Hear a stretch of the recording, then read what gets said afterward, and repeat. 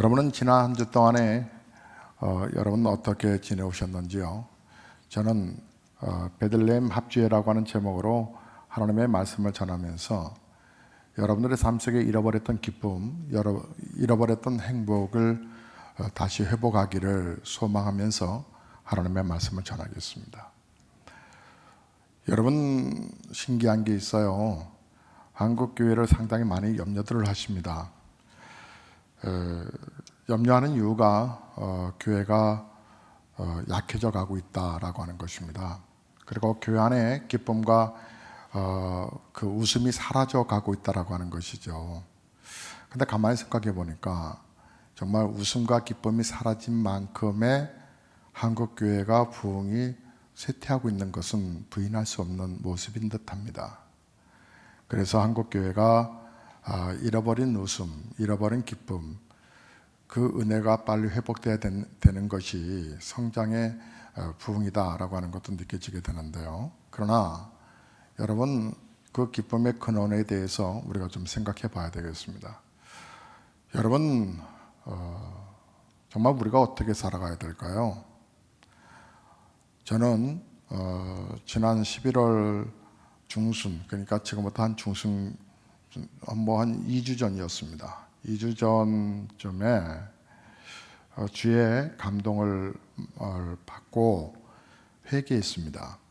하나님이 슬프시다라고 하는 것을 느꼈습니다. 성탄절이 다가오는데 김 목사 뭐 하냐? 성탄절 행사 준비하죠. 진짜 성탄절 행사가 중요하냐? 내가 온 이유와 목적이 중요하냐? 여러 생각을 하게 하셨습니다. 서두에 말씀드린 것처럼 기쁨, 그 기쁨의 근원은 오늘 본문의 말씀을 보면 이렇게 표현되고 있습니다. 10절에 온 백성에게 미칠 큰 기쁨의 좋은 소식을 너희에게 전하노라. 기쁨의 근원 대신 예수 그리스도가 오신 이유와 목적에 관해서 한 번 더 생각해 봐야 되지 않냐라고 하는 주의 음성이었습니다. 한국교회 위기가 교회인들과 교회 안의 기쁨이 사라진 것이라고 언뜻 말씀을 드렸습니다.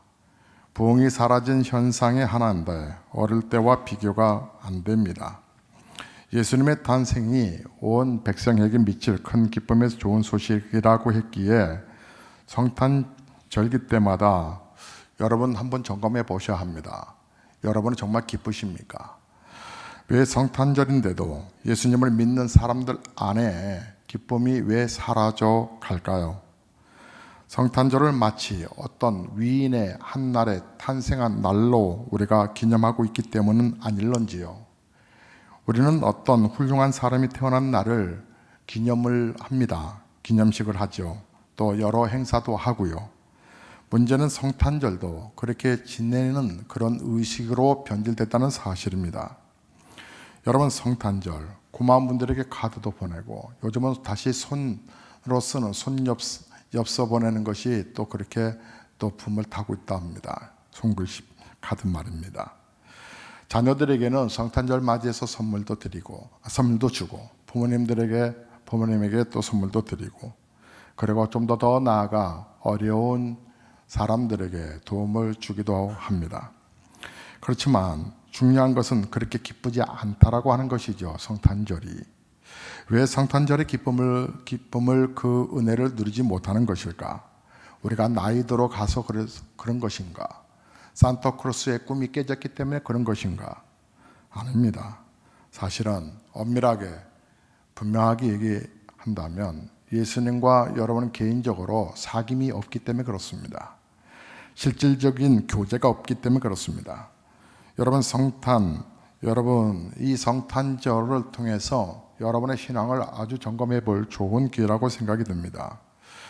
성탄절 행사가 앞으로 있겠지. 귀찮아. 꼭 해야 돼. 성탄절 예배 꼭 드려야 돼. 그때 여러 지인들과 혹시 다른 약속을 여러분 갖고 계시지 않으십니까? 작년에 성탄절에 여행을 간다라고 하는 성도들의 그 소식을 제가 접하면서 만류한다고 해서 안 가실 분들도 아니고, 그래서 그냥 안타까이 물끄러미 쳐다만 봤지만 우리 주님 참 슬퍼하시겠다라는 생각이 들었습니다. 연휴라고 생각하셔서 연휴의 계획을 잡으십니까? 여러분, 정말 바쁜데 꼭 성탄절 예배, 그리고 오랜만에 쉼을 갖는데 꼭 성탄절 예배에 꼭 참여해야 하는 것일까 하는 그런 생각이 드신 분들은 부담스러워도 오늘 메시지를 귀담아 들으셔야 될 이유는 예수님과의 관계가 여러분 그 정도 관계라는 것입니다. 남편이나 아내의 생일, 여러분 제가 주중에 우리 집사님의 그 생일을 지난주 중에 당하였는데 그 생일을 그날 우리 남편 되신 집사님이 전화를 마침 하셨습니다. 그 집사님과 우리 교우들이 함께 차를 마시고 있는데 전화를 했는데 남편께서 아마 꽃 백송이를 장미꽃을 줄까 아마 이런 얘기를 하신 것 같습니다. 했더니 아내 되는 집사님의 표정이 아니야 무슨 뭐 그런 걸 해. 그러면서 아마 저희들이 있어서 일부러 그런 건지는 모르겠는데 그리고 약간 어색하면서 기분이 좋아하면서도 이렇게 전화를 끊었습니다. 아유 무슨 장미꽃 백성이야 뭐 무슨 뭐 이렇게 표현하는데 너무 보기가 참 좋았습니다. 그랬더니 옆에 있는 성도가 돈다발로 달라고 그래. 돈다발로 그걸 5만 원짜리 이렇게 말아서 그거를 달라고 그래. 아내의 생일을 챙겨주고 또 남편의 생일을 챙겨주고 또 부모의 생일을 챙겨주고 또 자녀를 생일을 축하하는 시간 어떻습니까?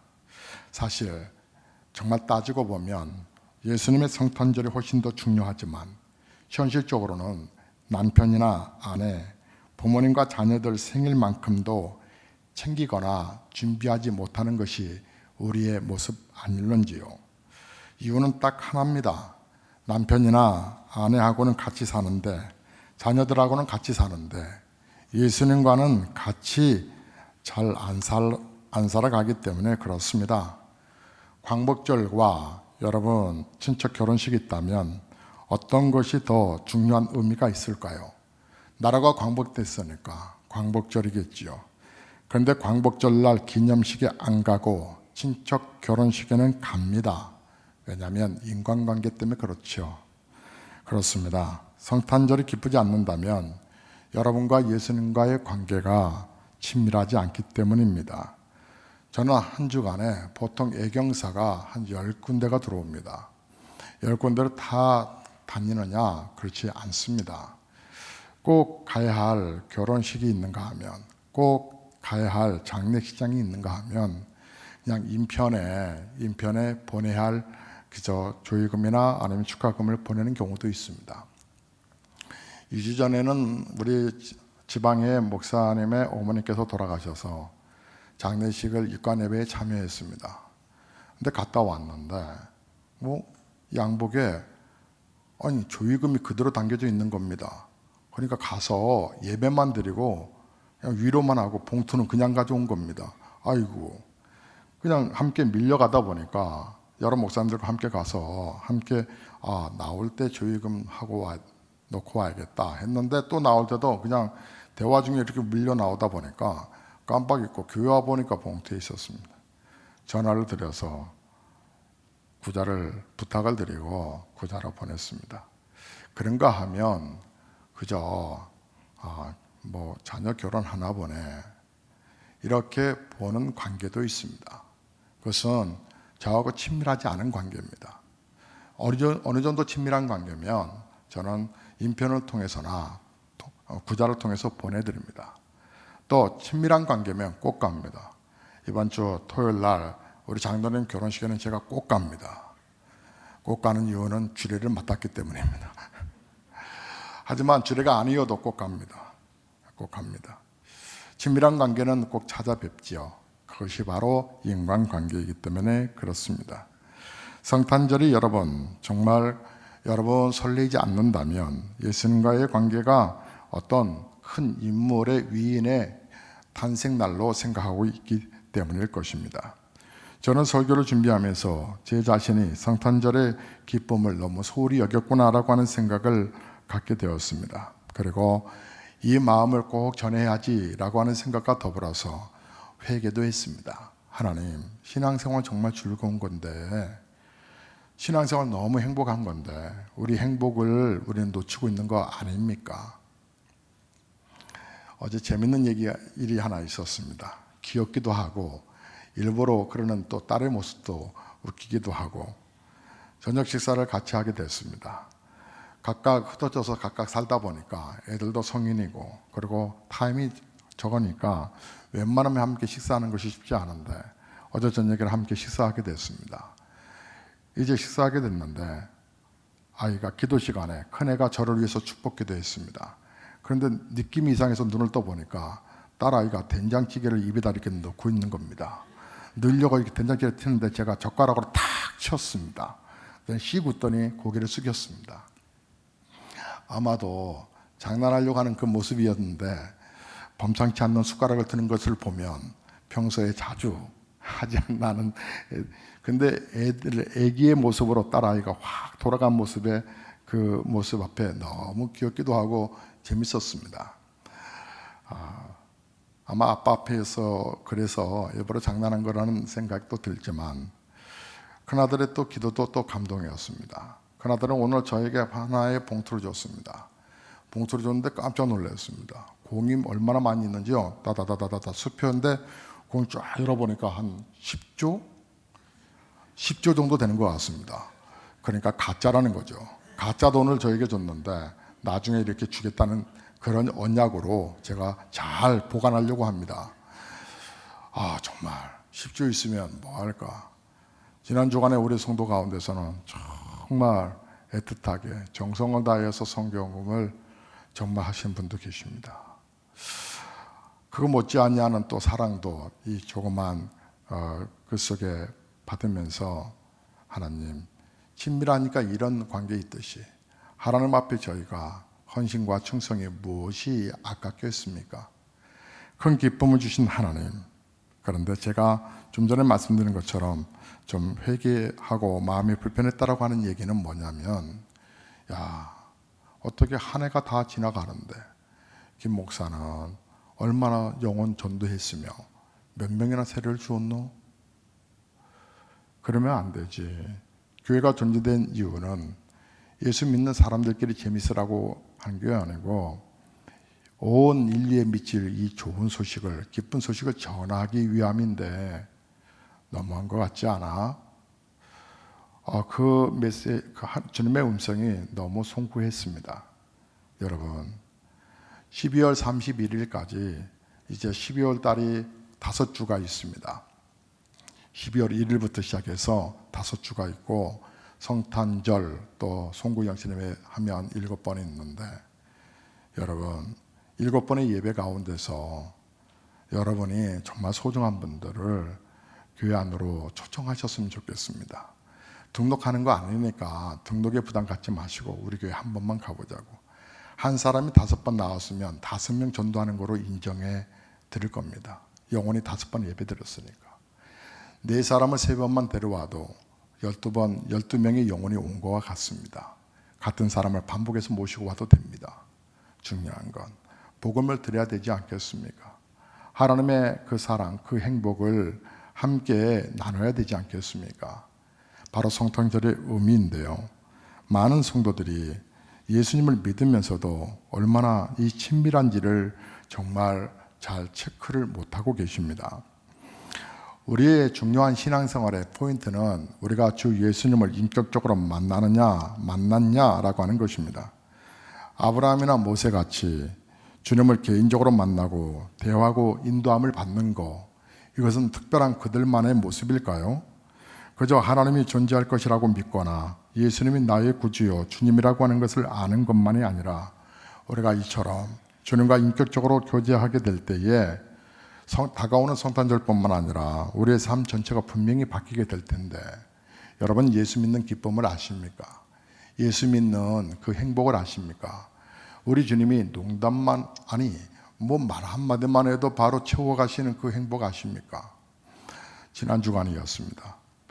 이번 그 아침에 그 아내와 무슨 얘기를 하다가 이 들기름 이야기가 나왔습니다. 이 들기름이 위장병 있는 사람들에게 참 좋다. 또 뭐 이렇게 밥 비벼 먹을 때 참 맛있지 않습니까?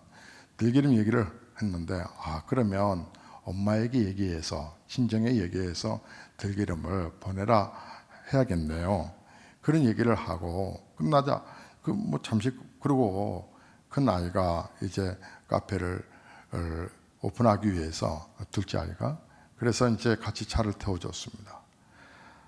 태워주고 그 앞에서 딱 아이는 내리고 차를 이제 유턴해서 교회로 오려고 하는데 그 앞에 버스 정거장에서 이렇게 모종 파는 분이 계십니다.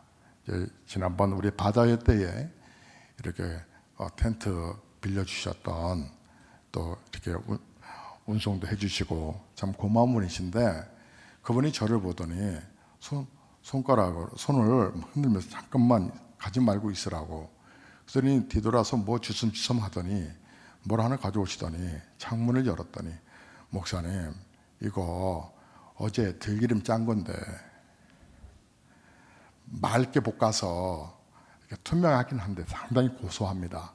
목사님 드십시오 하고 건네주는데 아니 제가 30분 전에 들기름 피로 저기 시골에서 저 전주에서 올라오나 보다 뭐 그 생각하고 말았는데 하나는 뭐 전주까지 가냐 뭐 전주에서 왜 올라오냐 뭐 그래서 어저께 내가 준비해놨어. 너 들기름 필요하구나 저 집에 있는데 내가 줄게 하고 하나님이 그 사장님이 저에게 들기름을 주는데 제가 감사해요. 이번에 이제 전도대회 때 제가 전도 대상자이신데 그래서 이제 그것을 받고 제가 사진을 딱 찍어서 가족의 그 카톡에다 올렸습니다. 대박. 사진하고 올렸는데 영문도 모르는 아이들은 무슨 의미인지도 모르고 있다가 정작 봐야 할 조한숙 씨는 그날 안 보고 그 다음날 설명을 듣고서는 제가 그때 생각하기를 그날 아침에 참기름으로 얘기할 걸 들기름 얘기해서 들기름이 왔네. 여러분 하나님은 소소하게 작은 거 하나에도 응답해 주시는 참 좋으신 하나님이신데 그 하나님과의 여러분 깊은 관계를 갖고 계시나요? 지난주에 우리 장로님이 그 하나님의 은혜에 감사해서 하나님께 정성에 이제 헌금을 올렸습니다. 근데 우리 장로님에게 우리 나 장로님 그 둘째 녀석이 중학교 이제 2학년인데 이 녀석이 그 엄마 그 조수영 권사님의 회사에서 한 달 동안 비행기 왕복 비행기 티켓과 더불어서 어학연수를 받을 수 있도록 큰 법원에 그렇게 해서 우리 조수정 권사님이 워낙 성실하게 정말 근무하셔서 귀하게 보셔서 그런 혜택을 주셨습니다. 그 은혜가 하나님 너무 감사하다고 나름대로 정성을 다해서 하나님 앞에 감사를 고백했는데요. 하나님은 신비롭게 정말 우리의 눈물도 보시지만 우리의 기도 제목도 아시고 우리의 안타까움을 아셔서 최선을 다하여 우리가 하나님을 섬기고 그 은혜에 감사하는 모습 앞에 하나님은 아름다운 곳으로 채워주지 않습니까? 그 놀라운 그 하나님, 여러분 우리가 예수님과의 인격적으로 교제한다고 하는 것은 피곤한 삶이 아닙니다. 많은 성도들이 자신 없어 하는 것이 예수님을 인격적으로 만나셨습니까? 라고 하는 질문입니다. 많은 이들이 아직 나는 그런 체험이 없다라고 말을 합니다. 그러나 예수님을 믿고도 예배당을 나오면서도 예수님과 인격적인 체험이 없는 경우는 사실 거의 없습니다. 다 있습니다. 본인이 깨닫지 못할 뿐입니다. 예수 그리스도가 태어나신다는 소식을 처음 들은 사람들은 목자였습니다. 오늘 본문이었죠. 본문의 8절과 9절 그 윗절을 보면 그 지역의 목자들이 밤에 밖에서 자기 양떼를 지키더니 주의 사자가 곁에 서고 주의 영광이 그들을 두루 비치매 크게 무서워하느니라. 하나님께서는 구주 예수 그리스도가 나신 소식을 왜 왕이나 귀족들이나 종교 지도자들이나 학자들에게 말씀하지 아니하시고 왜 하필 목자들에게 말씀하셨을까? 그것은 그리스도가 나신 복음이 온 백성에게 주실 큰 기쁨의 소식이었기 때문에 그 10절에 천사가 이르되 무수하지 말라 내가 온 백성에게 미칠 큰 기쁨의 소식을 너희에게 전하노라. 만일 예수님이 왕의 아들이었거나 학자로 그 학자의 아들로 태어나 목자들에게 다가갔다면 목자들이 예수님의 탄생 소식을 그랬나 보다 라고 생각들지 그들에게 큰 기쁨, 그 나에게 이 소식이 왔다라고 하는 사실 앞에 큰 기쁨으로 그들이 받아들일 수 있었겠습니까? 당시 목자들은 천한 사람들, 낮은 계층에 살아가는 사람들, 그저 하루하루 겨우 살아가는 사람들, 그들이 짐승들과 함께 밤낮 사는 사람들이라 때로는 거칠어지는 그 말들, 그리고 거칠게 살을 수밖에 없는 환경들, 교양도 없고 거짓말을 그냥 밥 먹듯이 하는 사람들, 그런 비천한 목자들 곁에 주의 사자가 나타났고 주의 영광이 그들을 비추었으며 주님의 말씀이 임하였습니다. 이것은 예수님의 탄생이 정말 모든 사람들에게 기쁜 소식임을 믿게 하시려고 모든 사람들, 예외 없이 모든 사람들, 혹시 자신에게는 주님이 인격적으로 임하시지 않을 것이라고 생각하시는 분이 계시나요? 실패자요, 가족들에게도 버림받았을 뿐만 아니라 누구도 나를 위로해 주지 않냐고, 나는 내 스스로가 보기에도 참 마음에 들지 않는데 어찌 주 예수님과 아브라함처럼 모세처럼 만날 수가 있겠는가 믿어지지 않으며 결국 하지만 그러나 뭔가 신이 있을 듯 하여서 환경 속에 이끌려 교회에 나오신 분은 안 계십니까? 여러분, 성탄의 메시지에 귀를 기울이셔야 합니다. 예수님은 왜 베들레헴에서 태어나셨을까? 베들레헴, 그 이유는 베들레헴은 아주 작고 작은 마을이라고 합니다. 미가 선지자가 예언을 했습니다. 베들레헴 에브라다야, 너는 유다 족속 중에 작을지라도, 더군다나 베들레헴에서도 우리 예수는 마국간에서 태어나셨습니다. 이 모든 것이 다 우리에게 주시는 메시지가 있는 것이었습니다. 온 백성에게 미칠 구원의 큰 기쁜 소식. 우리는 때로 주님이 함께 하시는 것을 느껴진다고 말하거나 주님이 자기 자신에게 떠난 것 같아 라고 말을 하기도 합니다. 이 느낌으로 얘기하는 건데 여러분, 그 느낌을 속으시면 안 됩니다. 우리가 예수님을 믿을 때 분명히 주님은 우리 안에 거하십니다. 여러분이 느껴지든 느껴지지 아니하든 말이에요. 여러분, 약속을 믿으셔야 합니다. 예수님을 주님이라고 고백할 수만 있었다면, 여러분이 하나님을 아버지여라고 고백할 수만 있었다면, 하나님의 은혜가 깨달아진다면, 작은 거 안에도 하나님이 이렇게 이끌어 주셨구나라고 하는 생각이 드신다면, 여러분, 성령님께서 이것은 아파하시는구나, 이건 아니지 라고 성령의 근심을 느낄 수 있었다면, 마음에 하나님을 향한 거룩한 소망이, 소원이, 비전이 있었다면 성령님께서 그 사람 안에 거하신 것이고, 무엇보다도 여러분이 이 자리에 계신다면 성령께서 이끌림을 통하여서 여러분 오셨다고 하는 것인데, 그렇다면 여러분이 더 인격적인 교제로 그분을 더 친밀하게 느껴보시는 것은 어떠십니까?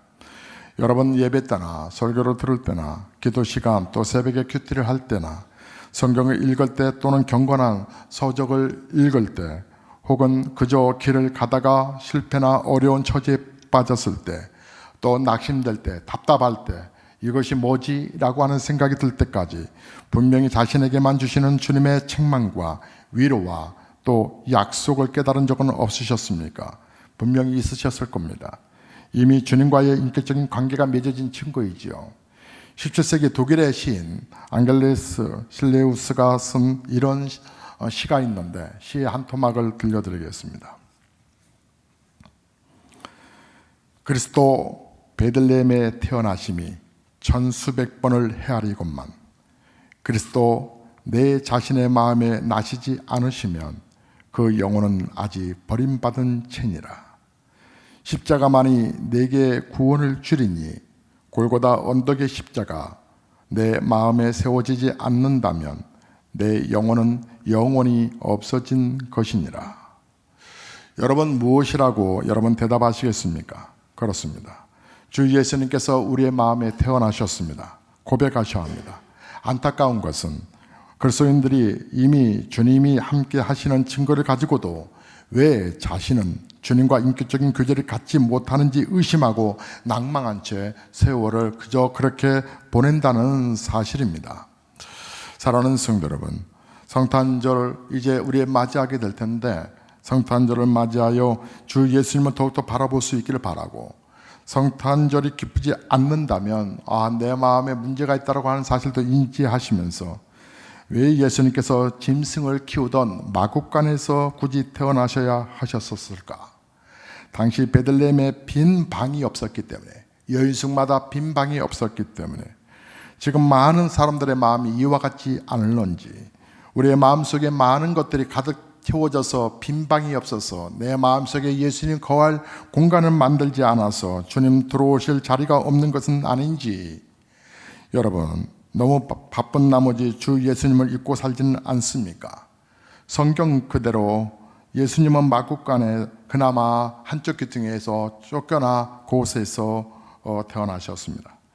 요한계시록 3장 10절의 말씀처럼 라오디게아 교인들의 마음 바깥에서 우리 예수님 마음의 문을 두드리고 계시고만 계십니다. 여러분의 마음에는 무엇이 들어있고 여러분은 어떤 생각을 하고 계십니까? 여러분, 평생 우리가 주님을 닮아가자라고 하는 거룩한 비전을 세웠습니다. 여러분, 예수님을 온전히 바라보며 살아가자라고 하는 부분은 예수님을 의식하며 살자라고 하는 것입니다. 저는 안타까운 것이 예수님의 감동을 누리지 못하고 기도의 그 응답의 은혜를 경험하지 못하고 힘들게 신앙생활 하시는 분들입니다.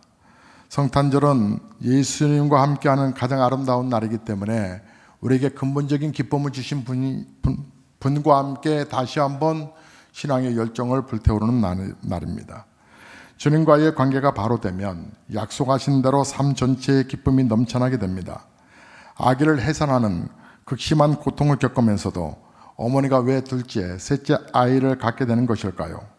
고통을 잊어버려서 아기를 또 사실 낳는 것은 아니지요. 새 생명의 잉태, 꿈틀거림, 아기와의 만남의 기쁨 등등, 진통과 출산의 아픔, 육아의 피곤함, 그 피곤함이 있지만 그 피곤함을 잊게 만드는 것은 그 새로운 생명의 만남이 아니겠습니까? 여기에 예수님을 영접한 성도들이 기쁨과 감사, 사랑의 비밀이 있습니다. 여러분, 인생 살기에 어려움이 없어서 그런 것이 아니라 예수님과 사는 것이 너무나 놀랍기 때문에 우리가 신앙생활하는 것입니다. 우리가 맛집에 가서 매운 음식을 먹었는데 그 매운 음식이 너무 맛있습니다. 그 음식을 먹다 보니 땀을 줄줄 흘릴 정도로 그 맛있게 먹으면서 연신 땀을 닦으면서도 매워도 맛있다 하지 않습니까? 예수님을 모시고 사는 성도들도 힘들지만 재밌다. 정말 예수님 모시고 사는 삶이 녹록치만은 않습니다. 어떻게 보면 제한하는 것들도 있죠. 제한시키는 것들이 있고 불편한 것들이 있을 수 있습니다. 하지만 우리의 인생은 단순하고 명확해야 합니다. 주님께 걱정 근심 다 맡겨드리면 우리 주님이 책임져 주신 그 은혜 속에 내가 살아가는 것이다 라고 하는 거룩한 고백입니다. 사랑하는 성도 여러분, 하나님이 여러분을 정말 사랑한다는 사실을 여러분 받으셨으면 좋겠습니다. 하나님이 정말 여러분을 축복한다는 사실을 여러분 받으셨으면 참 좋겠습니다. 제가 우리 김선빌 장로님 큰애가 결혼한다라고 생각하니까 우리 이 장로님 큰애가 생각이 났습니다. 이 녀석도 장가갈 때 됐는데, 저는 생각합니다. 우리 성도들의 자녀들도 축복하고 생각합니다. 그리고 가슴에 품고 기도합니다. 지금은 힘들지만 하나님께서 우리 자녀들을 복되게 열어가실 거야. 하나님께서 지금은 여러 과정을 지나갔지만 하나님 위대하게 축복하실 거야. 왜냐하면 하나님의 사랑, 하나님의 능력을 목사는 믿기 때문에 그렇습니다. 여러분, 다가오는 주일에 여러분만 행복하지 마시고 이 기쁨의 근원 되시는 예수님, 그 예수님께로 누구를 초청할까? 올 한 해가 마무리되기 전까지 하나님 저희에게도 은혜를 베풀어 주십시오. 그리고 주님의 나라가 이 땅에 이루어져 가기를, 주님의 나라가 이 땅에 임하게 되기를 그렇게 기도하라고 하셨던 주님의 주기도문처럼 그렇게 주님의 뜻을 이루가는 정말 신실한 저와 여러분 되시기를 주의 이름으로 축복합니다.